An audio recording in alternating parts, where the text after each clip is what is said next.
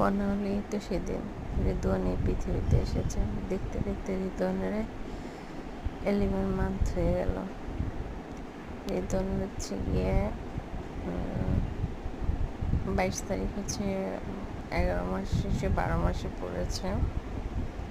তো আমি সেই কেকটা কাটতে পারি না। রাইসান তো অনেক বেজার, রাইসানের অনেক কষ্ট হয়েছে যে আম্মু তুমি কেন এমন করতেছো বলো, আমি তো তোমার কাছে গিয়েছিলাম একটা কাজে বাইরে।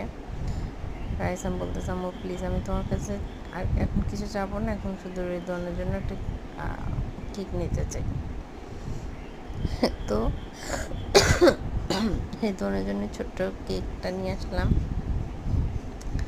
এখন রাইসান হচ্ছে গিয়ে রিদওয়ানের জন্য কেকটা কাটবে, অনেক মজা করলো। প্রথমে আমরা একটু কার্টুন শুট করলাম, রিদওয়ান কেকের মধ্যে হাত দিয়ে ও কেক মজা করে খাচ্ছে, ভালোই লাগলো।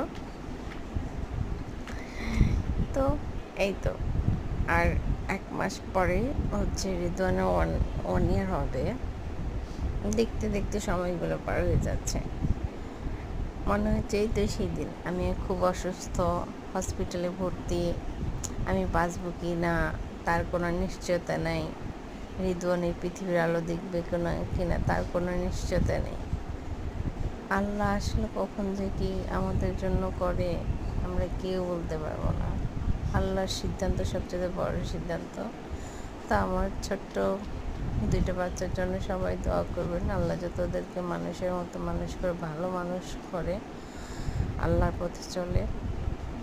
তো ভালো থাকবেন।